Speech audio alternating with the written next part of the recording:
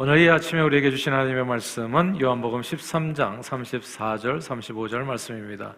우리 다 같이 한 목소리로 합독하십니다. 시작. 새 계명을 너희에게 주노니 서로 사랑하라. 내가 너희를 사랑한 것 같이 너희도 서로 사랑하라. 너희가 서로 사랑하면 이로써 모든 사람이 너희가 내 제자인 줄 알리라. 아멘. 하나님 아버지, 오늘은 서로 사랑이라는 제목으로 말씀을 나누고자 합니다. 성령 하나님께서 말씀 가운데 역사해 주셔서 우리 심령의 은혜를 주옵시고 예수 십자가 아가페 사랑을 본받아서 우리도 그 사랑을 서로 사랑함으로 실천하여 상처 입은 영혼을 치유하고 고치고 세상을 변화시키고 구원하는데 쓰임받는 저희 모두가 되도록 성령 충만으로 역사해 주옵소서. 예수 그리스도 이름으로 기도합니다. 아멘.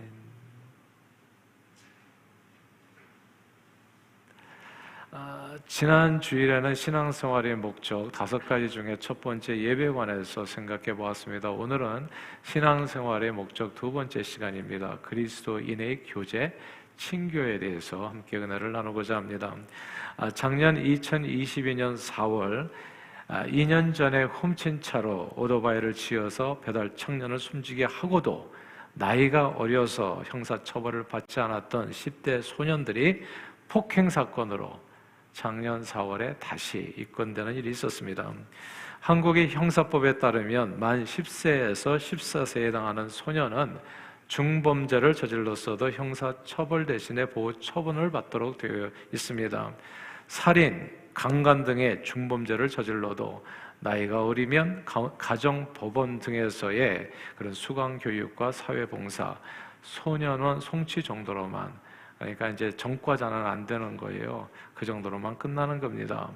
법적으로 이들을 촉법소년이라고 부르는데 해마다 촉법소년 범죄가 증가하고 흉포화되면서 또 촉법소년 제도를 악용하는 경우도 늘어나 급기야 현 한국 정부 주도로 작년 10월에 촉법소년의 연령을 14세에서 13세로 1년 하향 조정하자는 소년범죄 종합대책이 발표됐습니다.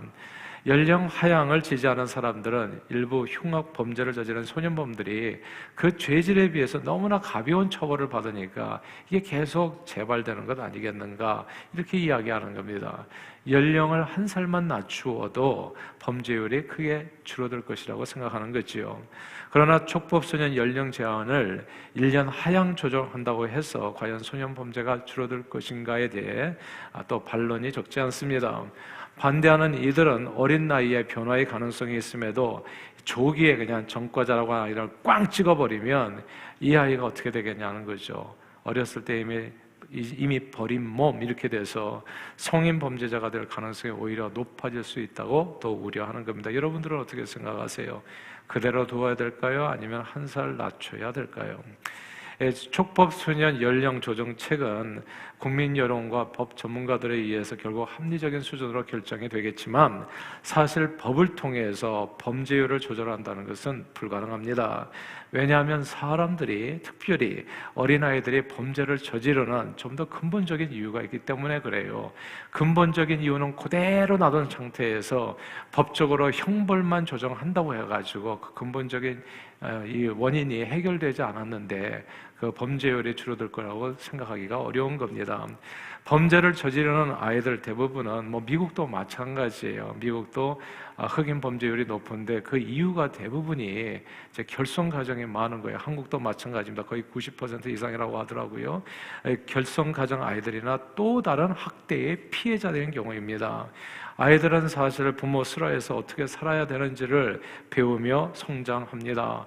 부모님의 말과 행동을 통해서 공동체 안에서 이거는 해야 되는 일이고 저거는 해서는 안 되는 일이고 무슨 밥상머리 교육도 있잖아요. 그래서 이제 부모님들에게 선과 악을 구별하고 해야 될 일과 안 해야 될 일을 분별하면서 아이들은 성장하게 되는데, 그러니까 가정 환경이 열악하고 가정 내에서 부모가 그렇게 아이들을 훈도하기보다는 그냥 이렇게 매를 댄다든지 신체적으로 학대를 빈번하게 가하게 되면 아이들은 자기가 받은 상처대로 그대로 또 행하게 되는 거거든요. 그래서 소극적인 경우에 있어서는 자기 자신에게, 그러니까 아이들에게 뭐 남에게 그냥 폭력을 쓰지 않는 아이들이 있잖아요. 착한 아이들. 그런 아이들은 이런 학대를 받게 되면 자기 자신을 상해를 입히게 되는 겁니다. 그래서 늘 잘못된 선택으로 자기 자신의 삶을 망가뜨리게 되고, 이제 적극적인 경우에 있어서는 화를 밖으로 푸는 거죠. 그래서 남에게 해를 끼치는 행동 장애로 나타나게 됩니다. 그러므로 모든 범죄에 대한 근본적인 대책은 형벌이 아니라 사실 어릴 때 받았던 어떤 상처, 깊은 상처, 이 흉터 제거가 사실은 가장 중요한 겁니다. 그러나 사람 심령에 새겨진 이 상처와 흉터는 사실 그 무엇으로도 잘 고쳐지지 않는다는 점이 이게 이제 어려운 부분이에요. 무엇으로 고쳐지겠습니까? 받은 상처를. 이게 돈으로도 안 되고요, 힘으로도 안 되고 형벌로는 더더욱 안 됩니다. 감옥에 가두어둔다고 해서 어릴 때 받은 상처로 인해서 심하게 비뚤어진 마음이 다시 정상적으로 돌아오지 않아요. 오히려 감옥 생활 중에서 더욱 정교한 범죄자가 될 가능성이 훨씬 더 높은 겁니다. 그러나 유일한 상처, 심령 상처 치료제가 없지는 않아요. 그 유일한 심령 상처 치료제에 대해서 이 흉악한 세상, 그 어린 심령들의 새겨진 상처까지도 완전히 치료할 수 있는 그 치료약이 오늘 본문에서 예수님이 말씀하신 그 내용 속에 담겨 있습니다. 우리 다 함께 오늘 본문 다시 한번 읽어볼까요? 요한복음 13장 34절을 읽겠습니다. 요한복음 13장 34절 같이 읽습니다. 시작. 새 계명을 너희에게 주노니 서로 사랑하라. 내가 너희를 사랑한 것 같이 너희도 서로 사랑하라. 아멘. 여기서 서로 사랑이라고 하는 이 구절을 주목해야 됩니다. 서로 사랑이 서로의 삶을 근본적으로 치유할 수 있는 하나님께서 주신 인생 치료제입니다. 사람은 사랑을 많이 받아야 살면서 생긴 이 흉터들이 아물고 그 인생이 건강하고 아름답게 꽃 피우게 되는 겁니다. 옛날에는요, 어려운 가정 형편 속에서도 열심히 혼자 잘 공부해서 자수성가한 사람이 좋은 배우자감으로 여겨졌던 때가 있었어요. 그러니까 어려움을 잘 극복한다, 성실하다, 열심히 노력했다 해가지고 저렇게 개천에서 용나듯이 했던 사람은 의지도 강하고 좋지 않겠나 해가지고 좋은 배우자감으로 여겨졌던 때가 있었어요. 그러나 지금은 그렇지 않습니다. 독하게 공부해서 자수성가한 사람과 함께 살아보니까 그게 아니라는 것을 알게 된 거예요. 독하게 공부한 만큼 성격도 독했던 겁니다. 같이 살아보니까 이 성격이 원만하지 않은 거예요. 어릴 때 어렵게 살았던 사람일수록 성격이 이기적이고 고집스럽고 남을 배려하는 마음이 비교적 적습니다. 알고 보니까 어릴 때 좋은 환경 속에서 부모 사랑 듬뿍 받고 자란 사람이 성격도 원만한데 이게 공부도 잘하고 그다음에 또 이렇게 일도 또 잘하는 거예요. 무엇보다도 부모의 사랑 안에서 성장하는 것이 이게 중요합니다.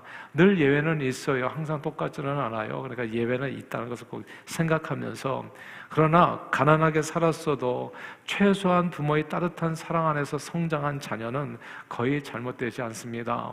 자기가 받은 사랑 그대로 또 남에게도 따뜻하게 행해서 인간관계가 불편하지 않아요. 그러나 수시로 변하는 이 세상에서요, 항상 따뜻한 가정에서 살기는 어려워요.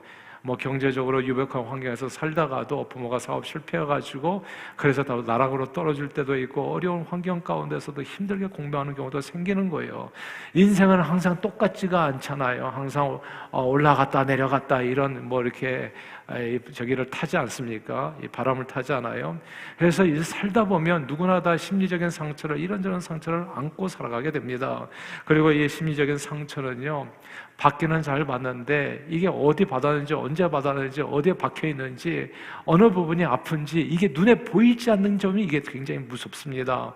눈에 보이는 상처나 약함은 현대의학의 힘을 빌려서 얼마든지 눈에 보이니까 찢어졌어요? 그러면 알코올 바르고 니오스포린 바르고 밴디지 바르고 해서 고칠 수 있어요. 또 몸 안에 보이는 상처도 엑스레이나 MRI 찍어가지고 정확하게 진단을 하고 그거 고쳐갈 수 있습니다. 육체 신체에 임하는 어떤 병이든지 어떤 약함이든지 현대의학의 힘을 빌리면은 고칠 수 있어요. 어느 정도 다 마무리하고 깨끗하게 회복시킬 수 있습니다. 그러나 눈에 보이지 않는 마음의 상처나 질병은 보이지 않기 때문에 그만큼 치유가 어렵습니다. 그리고 그 사람 환자 자신도 그걸 인정하지 않거든요. 네, 안 보이니까 나 괜찮다고 얘기하는 거예요. 근데 평소에는 자기 안에 어떤 상처가 있는지를 잘 모르는 거죠. 근데 누군가 그 상처 부위를 탁 건드리기만 하면 딱 터지는 겁니다. 이게 무슨 시한폭탄같이.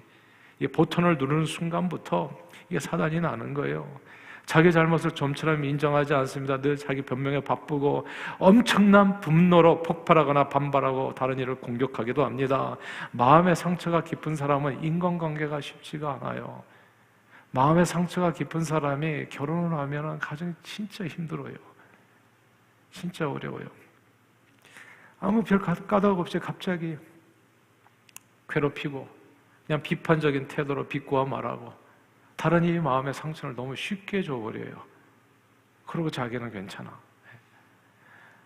제가 옛날에 그런 사람 중 한 사람이었어요.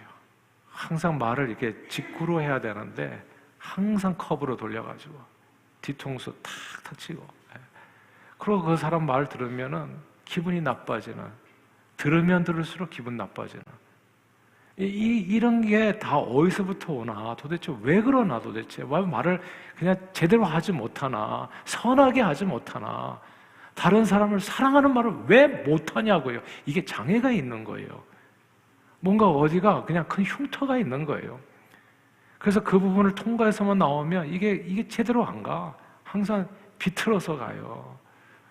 그래서 뜻하지 그냥 항상 이렇게 분노에 차 있어요, 뭔가.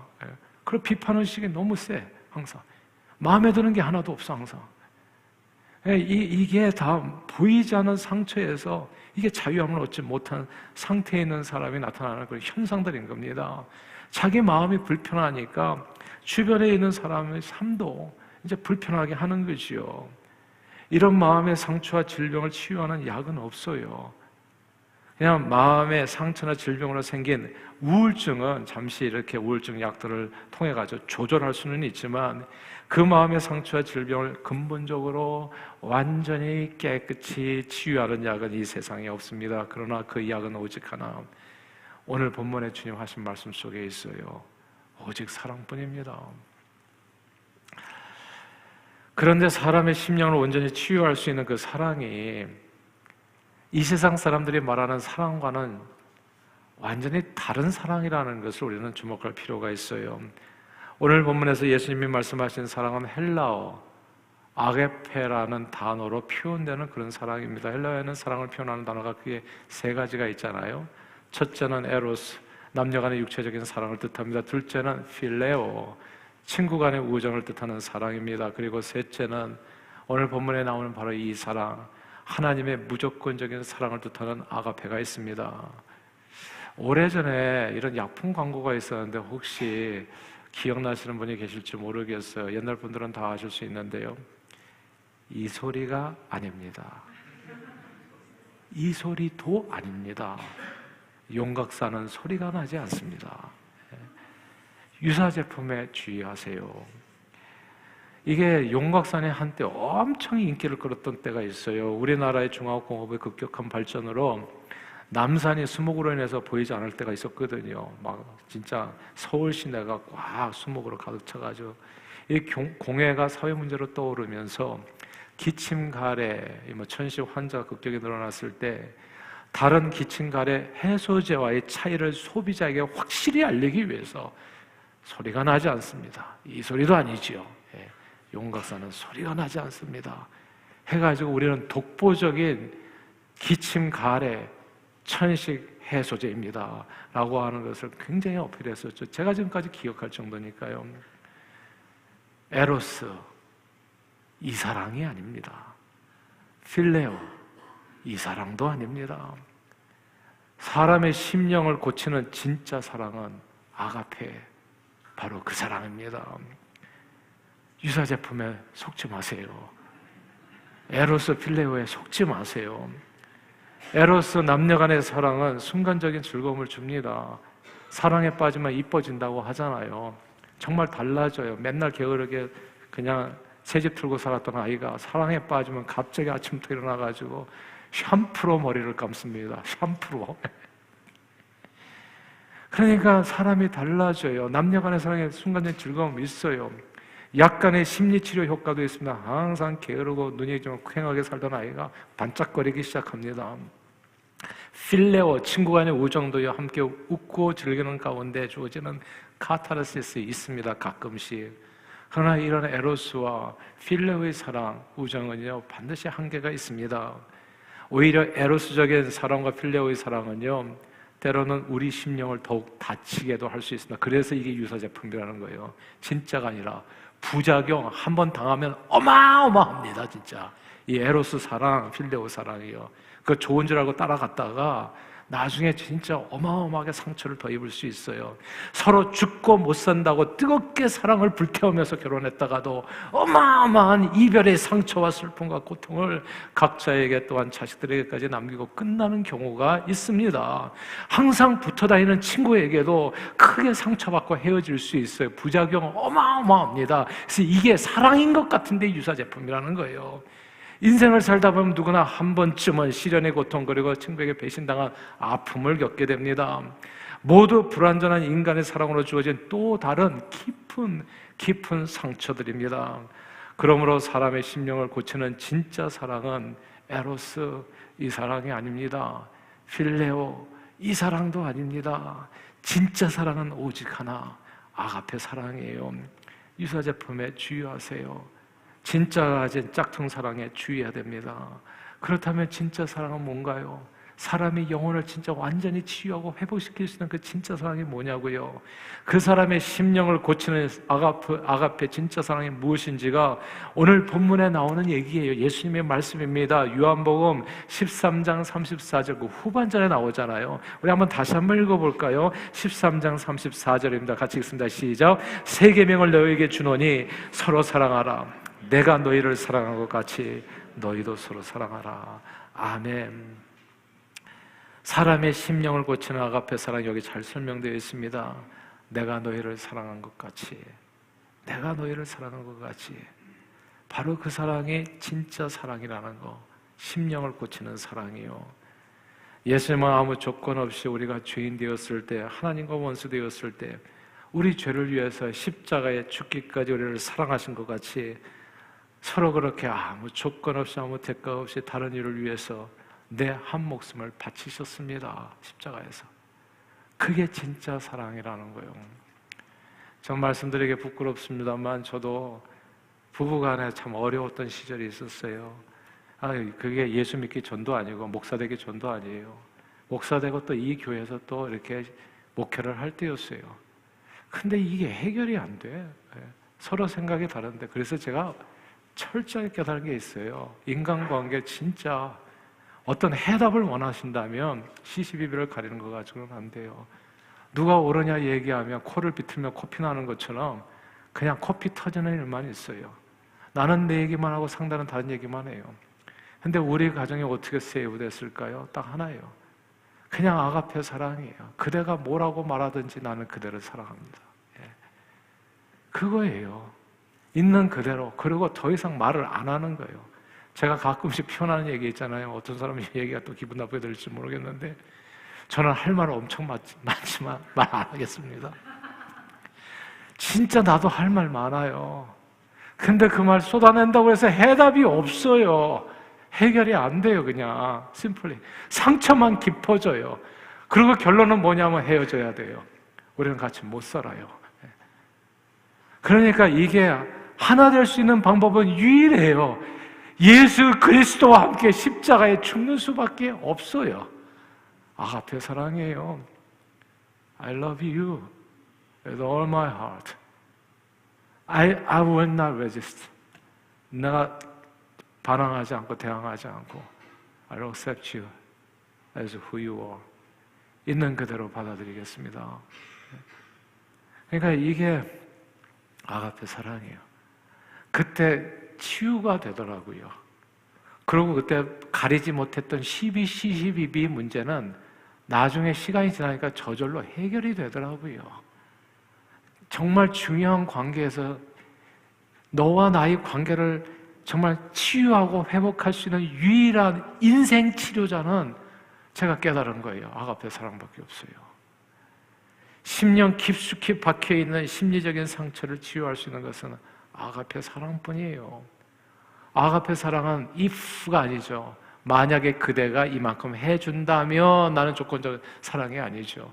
나도 그에 따라서 이만큼 반응하겠다, 이런 내용이 아니라고요. 그래서 제가 깨달은 거예요. 진짜 사랑은 유사제품에 진짜 속지 마셔야 되는데, 주의하셔야 되는데 give and take가 아니에요. 그게 그대가 하는 만큼 봐서 나도 하겠습니다, 이거는 사랑이 아니에요. 그냥 진짜 사랑은 아니에요.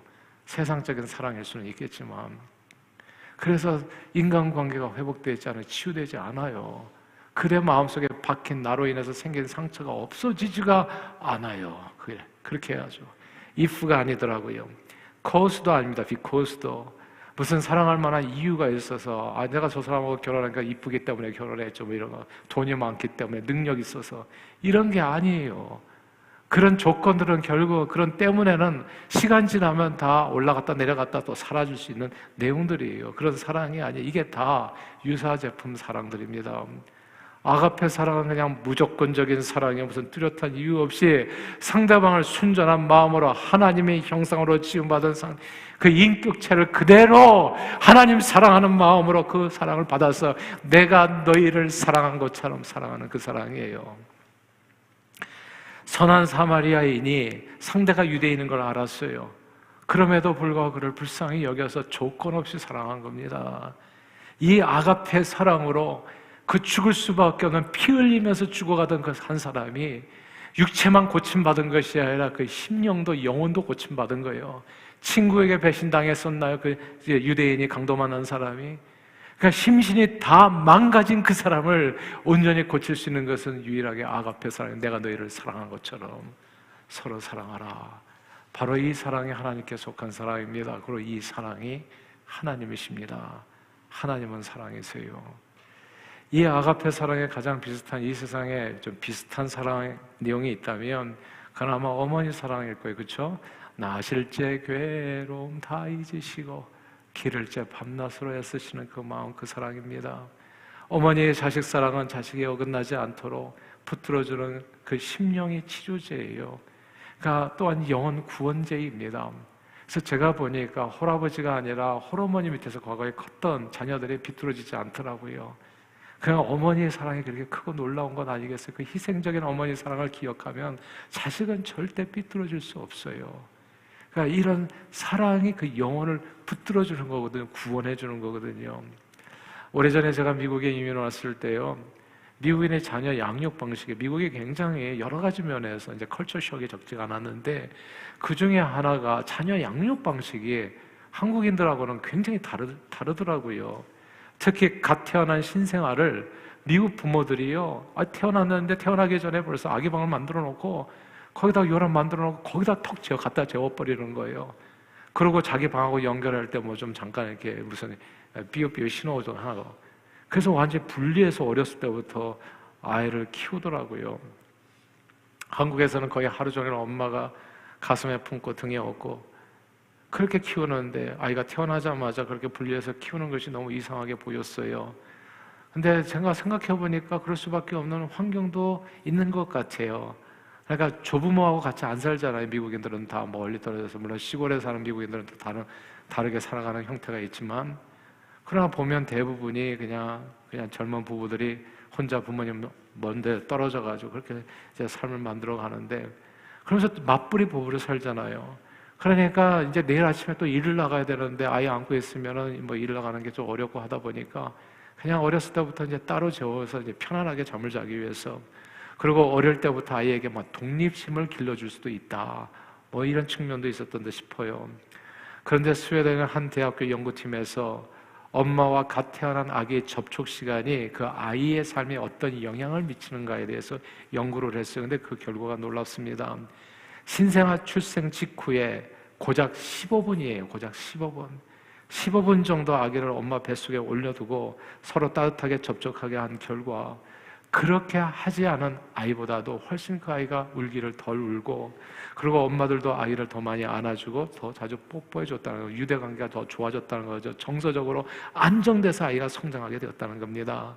엄마나 아빠가 아이를 안고 있을 때 유대감을 고양시키는 역할을 하는 호르몬이 옥시토신이 많이 분비되어지고, 그리고 스트레스 호르몬이 코티졸은 스트레스 호르몬인데 여기서 온갖 육체의 질병도 사실 원인이 되어지고 있거든요. 그게 줄어든다는 거지요.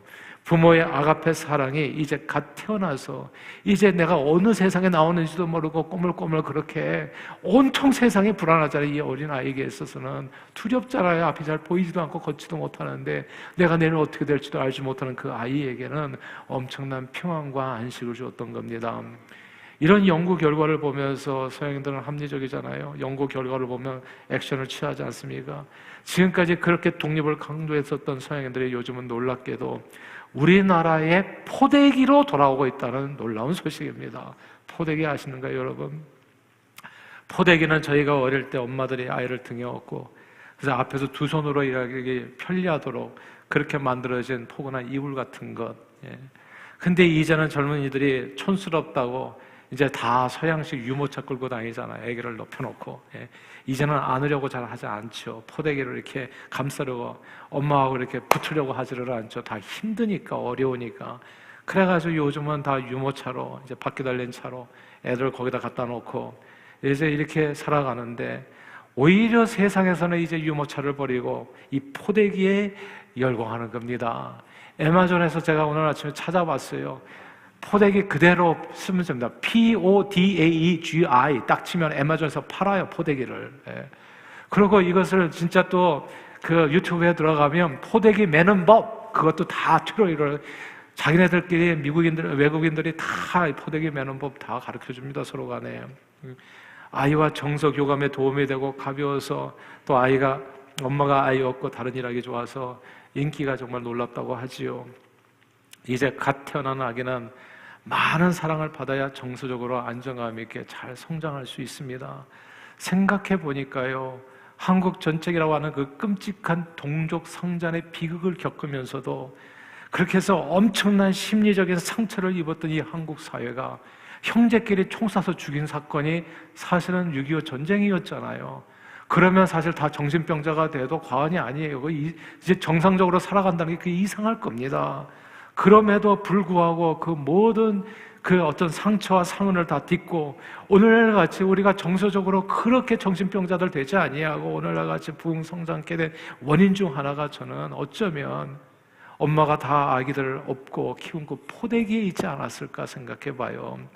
그리고 생활전선에 뛰어든 부모의 부족한 아가페 사랑은 할머니, 할아버지들이, 조부모님들이 많이 채웠잖아요. 그래서 저도 어렸을 때 보니까 부모님이 또 사업에 망해가지고 뿔뿔이 흩어지고 나니까 조부모님 아래서 저도 좀 한동안 또 크는 시간이 있었거든요. 그러니까 부모가 다 채워주지 못하고, 그래서 제가 1, 2, 3대를 얘기하는 거예요. 멀리 살려고 하지 마세요. 인생은 행복을 쫓아서 살아야지. 그 돈 몇 푼 더 벌어보겠다고 왜 동서남북으로 흩어져서 사냐고요. 정말 중요한 것은 사랑을 받는 그 사랑을. 제가 교회도요, 왜 이 교회가 중요한지, 교회 왜 다니는지 사람들이 많이 몰라요. 교회 다니는 이유는 이게 영적인 가족이기 때문에 다니는 겁니다. 그리고 우리는 사랑을 받아야 돼요, 서로를 통해서. 그래야지 내 안에 나도 모르게 생긴 상처들이 이 사랑의 관계를 통해서 이게 치유를 받는 겁니다. 서로 사랑의 개인을 정서적으로 안정감 있게 세우고 그 사회 공동체가 무법천지가 되지 않도록 정말 그게 막아주는 그런 치료제였던 겁니다. 인생 치료제.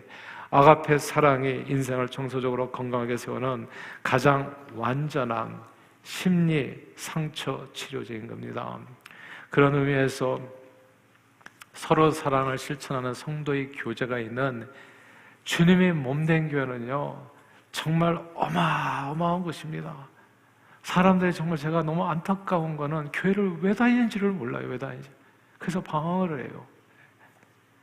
근데 교회를 왜 다니는지 아주 중요한 이유가 있어요.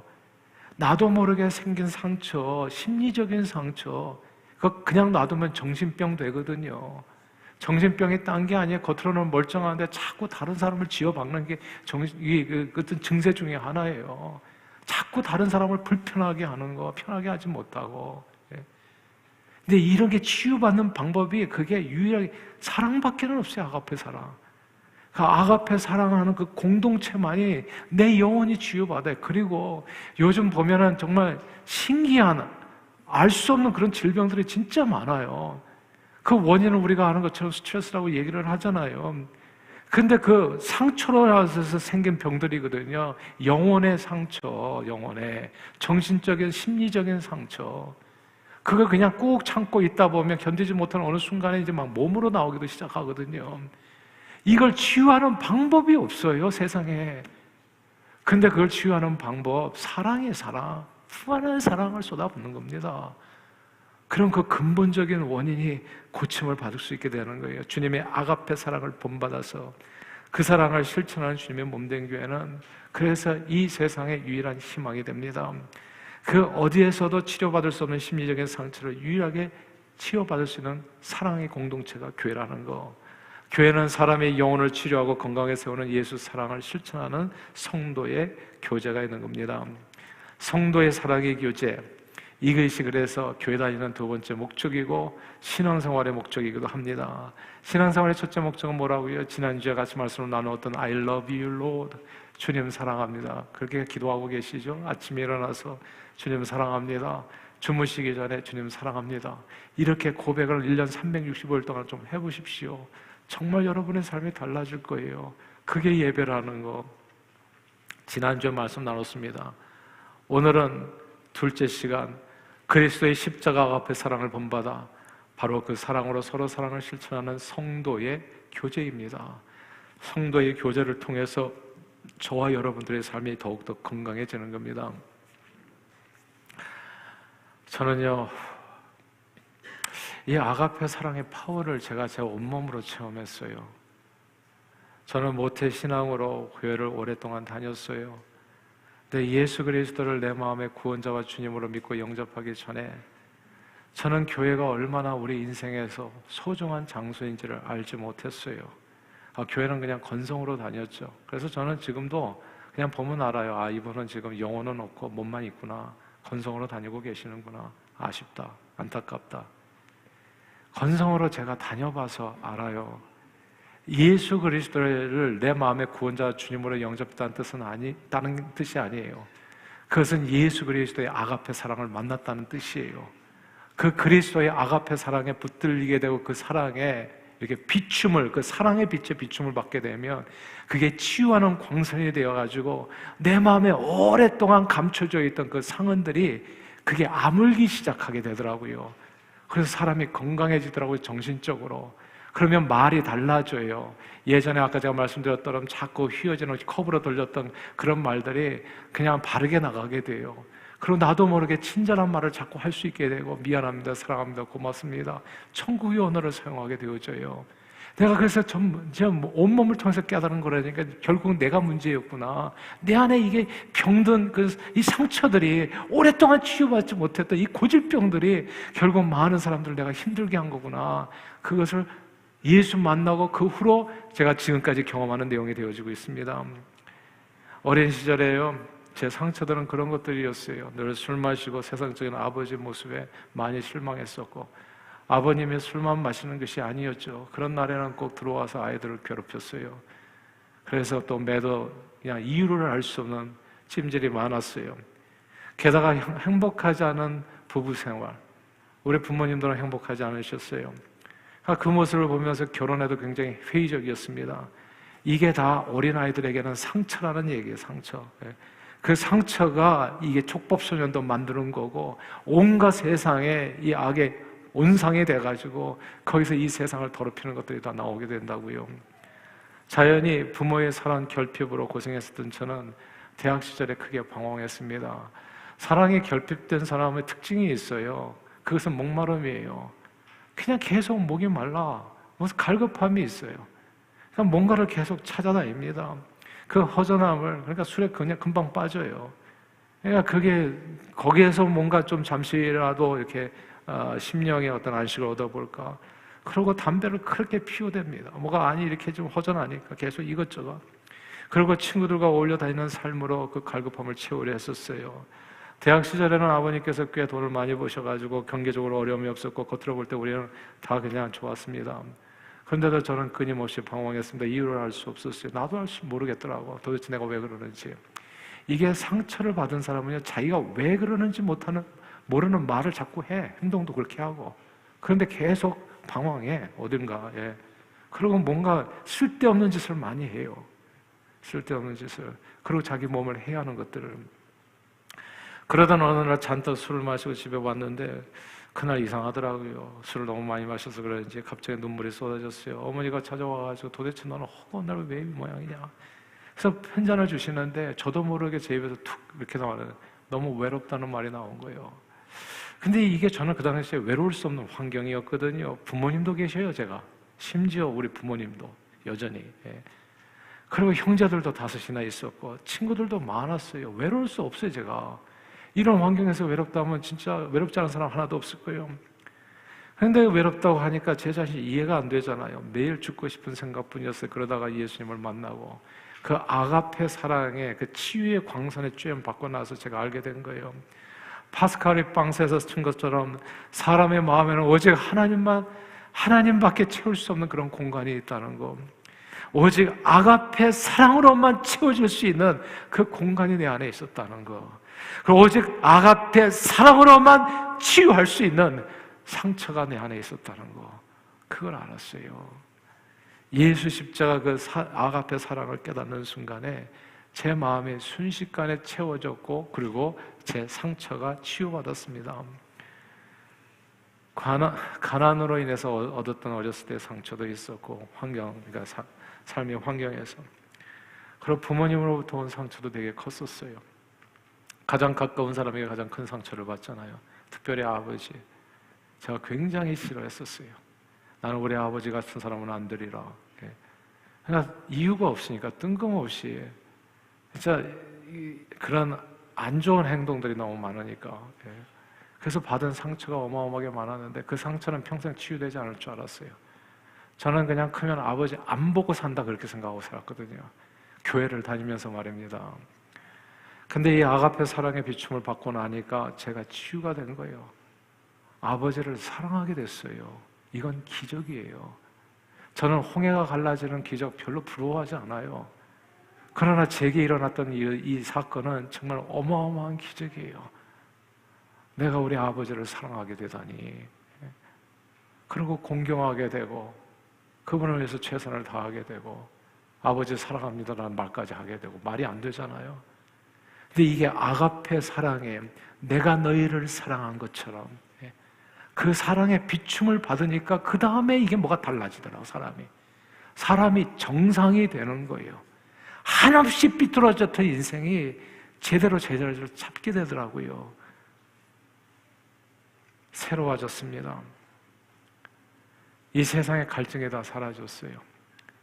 누군가 나를 위해서 십자가의 피를 철철 흘리면서 자기 목숨을 초계같이 버렸다는 거, 그 예수 십자가 붉은 사랑을 알고 나니까 그것을 온몸에 제가 느끼게 되고 나니까 그 다음에는 나머지는 다 시시해졌어요. 술, 담배가 한순간에 다 끊어지고 세상 친구 하나 없어도 더 이상 외로움이 없어요. 저는 우울증이 뭔지를 몰라요. 그때 너무 심하게 알았었는데 예수 그리스도의 십자가 사랑이 저를 치유하고 살리고 구원했습니다. 저는 이 사랑이 여러분들의 삶에도 넘치기를 주 이름으로 축원합니다.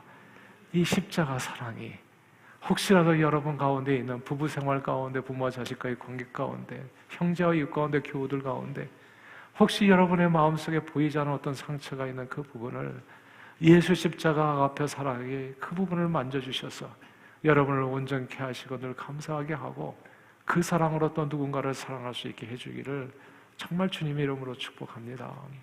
주의 사랑을 깨닫게 된 날에 제가 알게 된 것, 이 땅에 살아야 될 목적 하나를 또 알게 된 거예요. 주님이 나를 사랑한 것처럼 나도 앞으로는 사랑하면서 살겠다. 그거예요. 사랑하면서 살겠다. 제가 아까도 얘기했잖아요. 제 아내하고의 어려운 관계에서 그거 어떻게 극복했나? 간단하더라고요. 주님이 나를 사랑한 것처럼 사랑하면 돼. 주님이 나를 사랑하셨던 것처럼 내가 십자가에 죽으면 끝. 끝나더라고요. 상대는 목표를 잃어버려. 싸울 목표가 사라져요. 이게 손바닥도 마주쳐야 자꾸 소리가 나는 거지, 손바닥 하나가 사라져 버렸는데 죽은 자를 상대해서 무슨 싸움이 되겠습니까? 끝나요, 모든 게. 거기서 피해리어든. 아가페 사랑이 결국은 진정으로 가정을 살리는 길이라는 거, 세상을 구원하는 길이라는 거, 참된 행복에 이르는 길이라는 것을, 그걸 알게 된 거예요.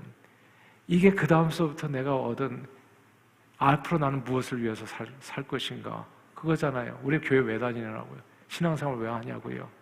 오늘 말씀을 통해서 드린다면 사랑하라, 사랑하라, 더욱더 사랑하라, 그거예요. 사랑하면서 사는 거예요. 주님의 사랑에 메인받아서 내 남은 인생은 서로 사랑을 실천하며 사는 겁니다. 에로스나 필레오 이런 짝퉁 사랑이 아니라 주님이 나를 사랑하셨던 그 아가페 사랑을 실천하는 겁니다. 제 인생을 그 크신 십자가 사랑으로 치료하고 구원해 주셨던 주님은 그렇게 제가 주님의 사랑을 다른 이에게 실천해서 이 세상의 치료자로 살 수 있는 사명을 주셨습니다. 저는 이것이 모든 그리스도인들에게 주어진 두 번째 신앙생활의 목적이라고, 그리고 교회 다니는 이유라고 확신합니다. 교회는 왜 다니냐고요, 도대체. 이게 사랑을 실천해서 우리가 세상에서 살다 보면 계속 상처받거든요. 그거 치유하는 공동체예요. 교회에 와서 치유받는 겁니다. 그래서 또 이렇게 삐뚤어질 것 같은 내 인생이 다시 바른 말을 하면서 정직한 말을 하고 진실한 말을 하고 사랑하는 말을 하고 그리고 축복하는 말을 하면서 살게 하기 위해서, 그래서 교회에서 모이는 겁니다. 예수 그리스도의 사람은 이 세상에 사는 날 동안에 주님이 아가페 사랑을 서로 사랑으로 실천하여 세상을 치유하고 구원하는 일에 쓰임받는 사람들입니다.